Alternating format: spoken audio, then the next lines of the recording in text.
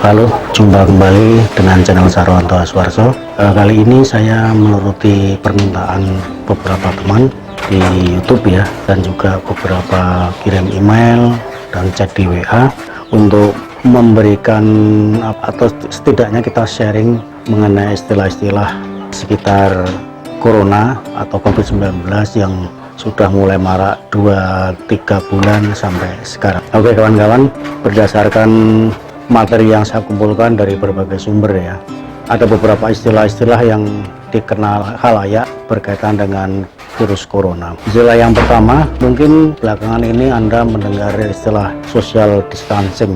Nah, social distancing ini seringkali kita dengar baik di televisi, kita membaca di media, yang secara awam kita bisa memberikan arti atau pemahaman bahwa social distancing itu memberikan pembatasan sosial ya, jadi pembatasan interaksi sosial. Misalkan contohnya saya dengan Anda misalkan ketemu di satu tempat, maka kita harus ada jarak minimal 1 meter atau 2 meter lebih bagus. Kemudian untuk sementara ini menghindari untuk berjabat tangan, kemudian apalagi berpelukan atau cipika-cipiki sebagaimana yang sering dilakukan untuk membangun keakraban di masa-masa aman ya. Tapi untuk sekarang ini berdasarkan anjuran pemerintah ini untuk sementara kita hentikan dulu. Rujukan lain ada yang menyebutkan bahwa berdasarkan Center of Disease Control and Prevention atau CDC, arti istilah social distancing atau pembatasan sosial adalah menghindari tempat umum, menjauhi keramaian, dan menjaga jarak optimal 2 meter. Jadi yang lebih aman lagi 2 meter ya dari orang lain. Dengan adanya jarak, penyebaran penyakit ini diharapkan dapat berkurang. Jadi dengan membuat jarak ini, penyebaran virus corona atau COVID-19 agak bisa berkurang. Kemudian kita juga mendengar adalah isolasi dan karantina. Kedua istilah terkait virus corona ini merujuk pada tindakan untuk mencegah penularan virus corona dari orang yang sudah terpapar virus ini ke orang lain yang belum. Jadi isolasi atau karantina itu konkretnya begini. Jadi misalkan ada seseorang yang setelah diperiksa diketahui positif ya terinfeksi virus COVID-19, maka orang tersebut harus dikarantina, jadi dijauhkan dari interaksi umum, ditempatkan pada satu tempat, entah itu di rumah sakit atau juga dilakukan karantina mandiri, yaitu di suatu tempat, di rumah dan sebagainya. Yang jelas selama masa karantina itu interaksi dengan orang lain dibatasi.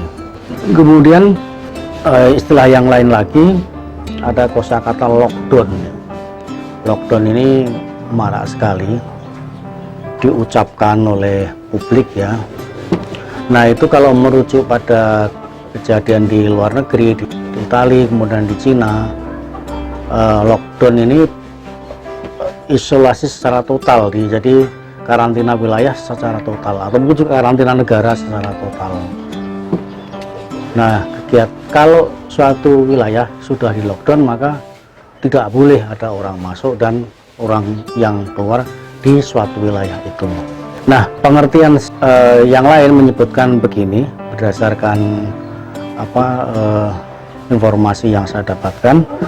Lockdown berarti karantina wilayah, yaitu pembatasan pergerakan penduduk dalam suatu wilayah, termasuk menutup akses masuk dan keluar wilayah. Jadi penutupan total ya, baik masuk maupun keluar suatu wilayah. Misalkan Yogyakarta lah, misalkan ini DIY dari Yogyakarta sudah diberlakukan lockdown, maka orang tidak boleh keluar dari wilayah DIY dan juga tidak boleh masuk ke wilayah DIY. Kemudian istilah yang lain, ada pasien yang dinyatakan PDP, kemudian ada ODP. Nah, PDP sendiri kependekan dari pasien dalam pengawasan. Kemudian ODP adalah orang dalam pemantauan. Nah, ini kedua istilah ini, PDP maupun ODP, merupakan definisi yang digunakan untuk mengelompokkan individu berdasarkan satu, gejala demam dan atau gangguan pernapasan. Kemudian kedua, riwayat perjalanan ke daerah pandemi infeksi virus corona atau tinggal di daerah tersebut selama 14 hari terakhir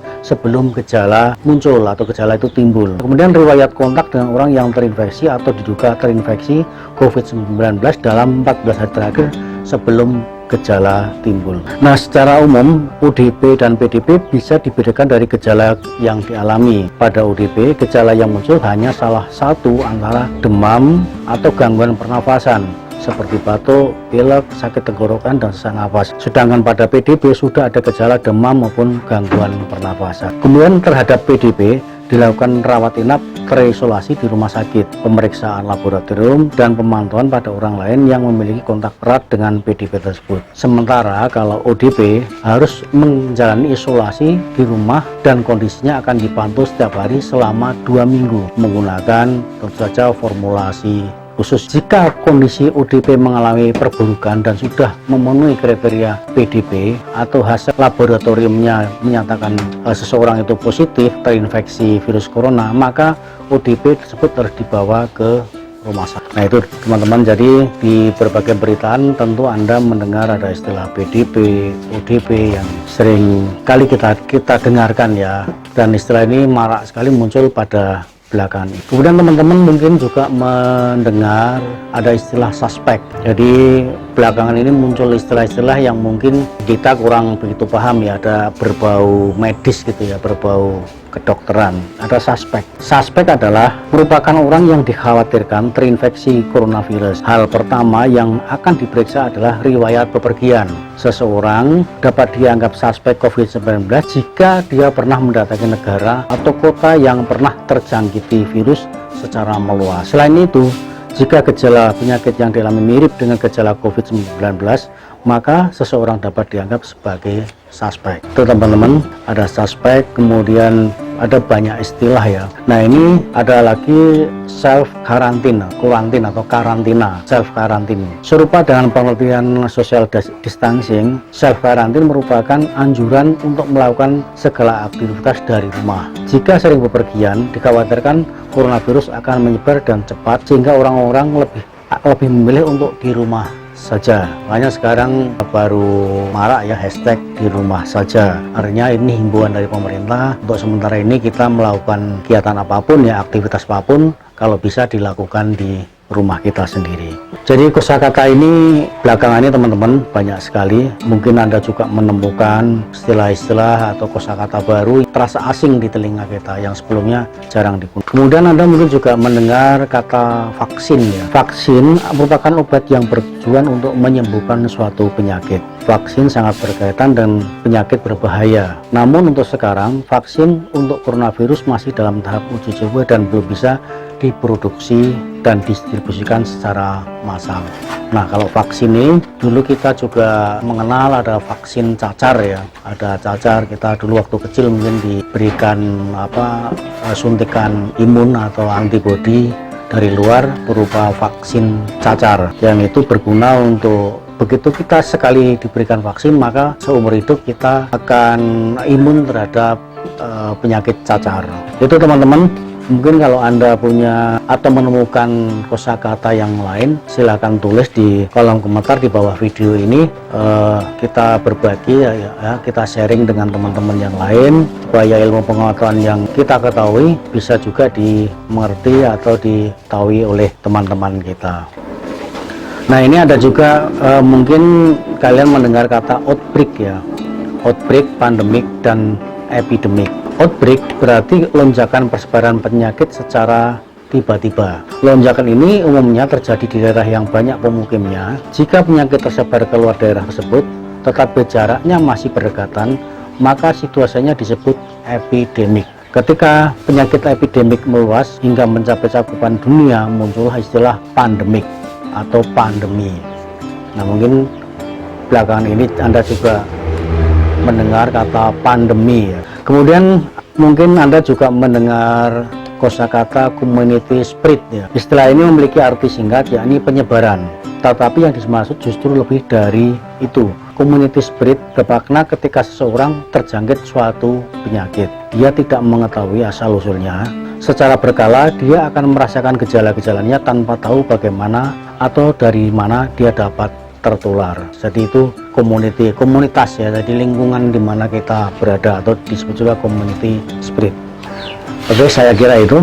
Jangan lupa subscribe, like, dan share video ini sekiranya Anda anggap bermanfaat bagi orang lain.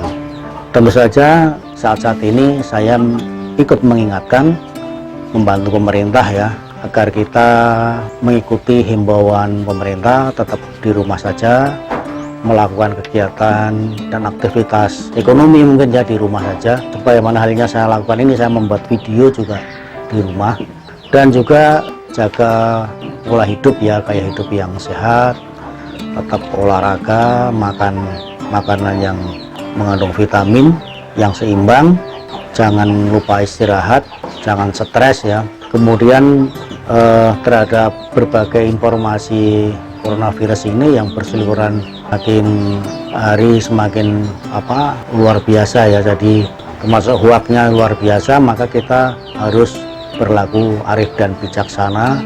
Musibah ini segera berlalu dan kita tetap sehat. Oke, sekian dari saya. Jumpa kembali di video yang akan datang. Semoga Anda dan keluarga dalam keadaan sehat dan baik-baik saja. Terima kasih sudah menonton video ini. Thank you.